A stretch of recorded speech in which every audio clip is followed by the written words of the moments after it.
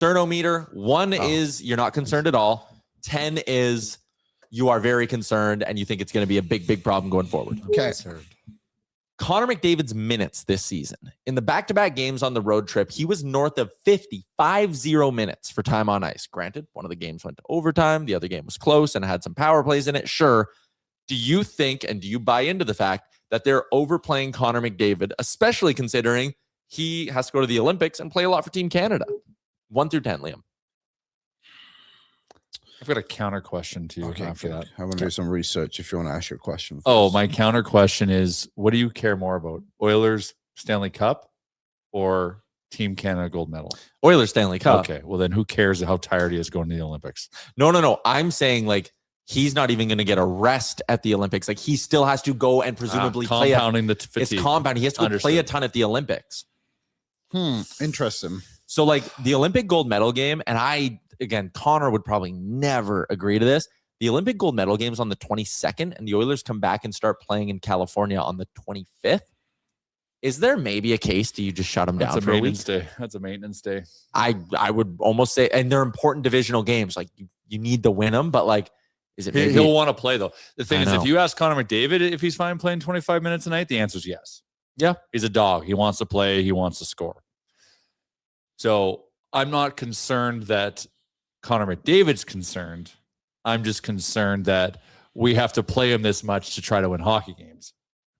Yeah, that's my concern. So 1 through 10? Still, we are a top-heavy team. We have 2 of the best players in the world, so we have to kind of play it a little bit different than other teams. So I'll say I'm a 5. Liam? I think I'm like a 3. I was going to say 4. I'm kind of in the middle of you guys. I just think there's a plan. Like they're not just blindly being like, he has to play 25 minutes a night or else. But like, he can play 25 minutes. Yeah, that's why I'm not concerned. And he looks fine. And when he racks up 5.5 minutes on the power play, I do think it skews things. But how about this for a number? Connor McDavid has played 19 more 5-on-5 minutes this year than any other forward in the NHL. I saw that. In the last 2 years, he is 8th in time on ice for forwards. 5-on-5 or all strengths? 5-on-5.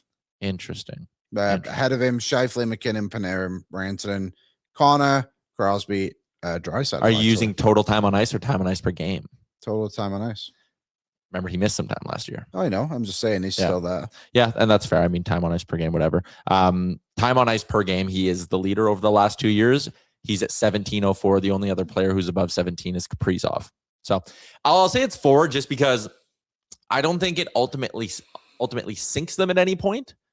But it is something where, like, you need to watch it a little bit. You don't want to have to do it. And the thing is, we have to do it. Like, so to me, it's just the symptom of the problem. Yeah, and the real problem. Mulek says, hot take, we don't need to play McDry as much as we do to win games. Chicken and egg, the depth players need to get opportunities to score. And I subscribe to that a little bit.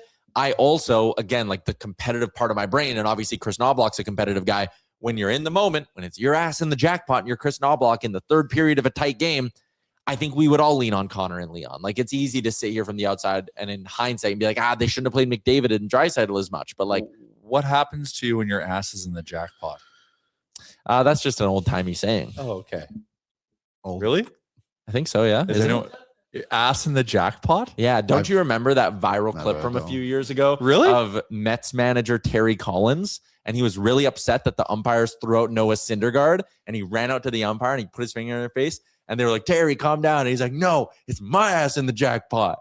Oh, I do remember. I guess we need to understand. I need to be explained to us, what is a jackpot? I think it just means like you're in a good spot. No, I think it means like your ass is like on the line. Your ass is the one. But jackpot to me is something aspirational. Yeah, like a win. Yeah, you got stakes. It's your ass that's putting. I don't know. It sounds good. Well, it was confusing to me, and I'm not the brightest guy, so I'm looking for enlightenment. Guy who runs the company. So you were looking at something before. It was, I said I'm looking at full time on ice 5-on-5. What were you looking at? I was looking at time on ice per game. Gotcha. Because time on ice right now, I know there's injuries, whatever. Matt Savoy is 4th out of the forwards for time on ice this season at 5-on-5. Best ability is availability. He's played 47 games. Podkolzin is 3rd, Draisaitl and McDavid. All right, let's move off this one. Go to the next one. Connor McDavid is producing a lot of points. At 5-on-5 this year, The Oilers are only +4 with Connor McDavid on the ice. That's kind of weird when you compare it to some other star caliber players around the league.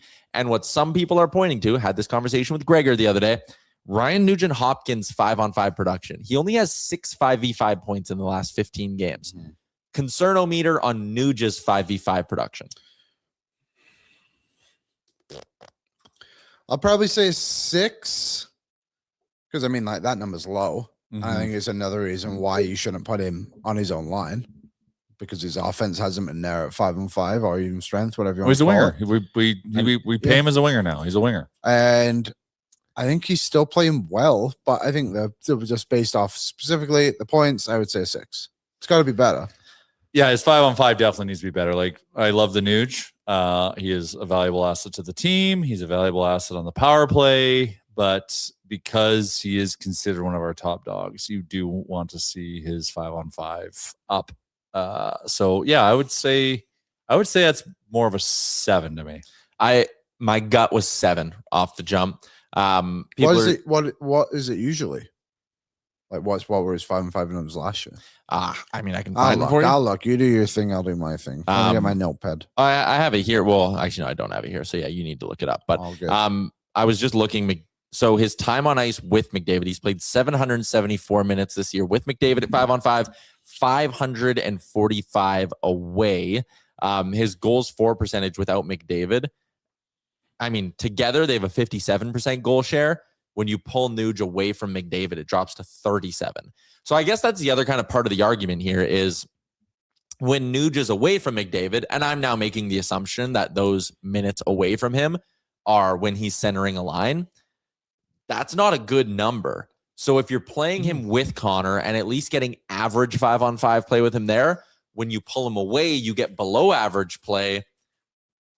He's not a center anymore. Like it's just like you're putting the right player in the wrong seat, like in the wrong spot. So we pay him as a winger. He's a winger, and he's the only one that's got a brain that can match Connor's, and that's why they work well together. I do think there is another part of it where I don't believe it to be a coincidence that when Connor goes back to playing with both Nugent and Hyman and he doesn't have someone on the line who he feels like he needs to get going, he shoots the puck more. I think McDavid plays freer, and I think that's an element to it. This was born out of the debate I kind of had with Gregor yesterday on his show where I think the biggest need is third line center. Yeah. Get a third line center, play him with Savoy and Roslovic, and you're good to go. Yes. Gregor thinks they need to get a high-end scorer to play with McDavid and to build like a top line that's maybe even better than the one they have. I just think the risk there is playing Nuge at third line. Because you know, like I can see where Gregor's going with that and respect it, but that line is working so it works well. It's a known commodity. So let's improve. Like once again, first two lines when we saw each other off in the playoffs, and it's all about your third line that kind of wins the battle. And we've proven our bottom six isn't that strong, given kind of how all the goals are getting scored. It's actually wildly weak.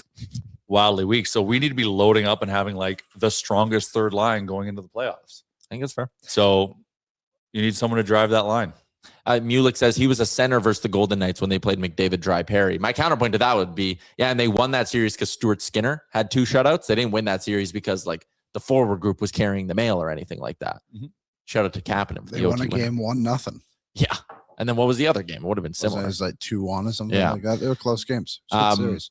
Okay, so those are the first 2 I had for Concernometer. Third one I got for you guys. Last one, Matt Savoy's goal scoring slump. No goals in 13 games for the Oilers rookie. How worried are you that maybe the grind of an NHL season is maybe getting to Matt Savoy a little bit? So are you asking me if I'm worried that he's not scoring or the grind? The production's fallen off. I'm just the state of Matt Savoy's game. I would be a 0. Okay. He's a rookie in the league. They're going to go through their ups and downs. I think they're trying to find the right spot for him in the lineup. And the thing I like about Savoy is like nothing else is really strayed. Like he's still good on the penalty kill. He still works his ass off. You're seeing a lot. He's getting more chances the last couple of games. It's just harder to score in the NHL. I wouldn't say 0. And well, it's tough because I'm about to say like, I don't really have much doubts in Savoy, but I feel like he should be scoring more.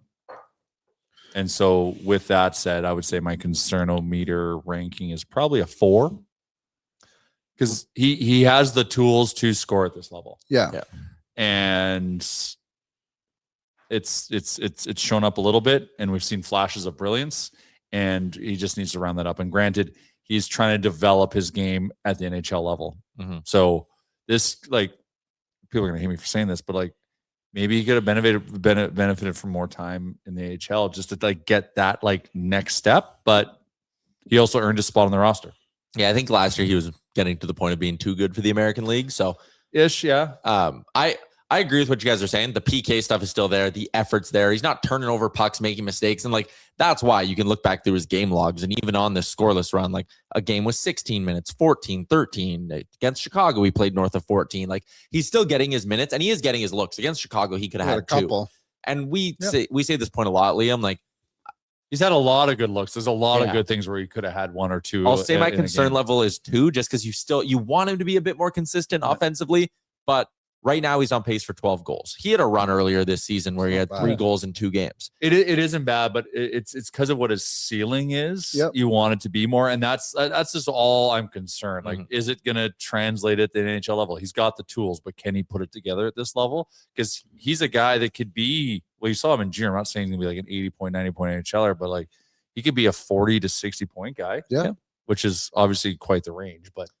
He is. I mean, anywhere in that range, though, and he's assuming most of them are even strength because he doesn't get power play time here. That's putting him in the top 100 of NHL forwards, which is kind of what you want him to be. That's a good spot for Matt Savoy. Yeah. He is 15th in goals for rookies this season. All right. Demidov has 10, and he's in 6th. And again, power play time. Yeah, power play time. I know he does have a couple power play goals that he's picked up. I think in the Seattle game, he got one. He In got another one, game. yeah. But I got the numbers for you on Nuge if you want to hear them. Okay, let's do that. Then we'll get to. I know you guys are itching to play Prices Right. Woo. So these are, I couldn't find 5 and 5, but these are even strength. So typically 5 and 5. So this season he currently has 17. Granted, again, there has been some time missed over this little stretch I'm going to talk about here. Last season he had 29 even strength points in 78 games. 2024 he had 41 in 80 games. He had 67 points that season. 2023, which was his 100-point season, he had 51 even strength points. Okay.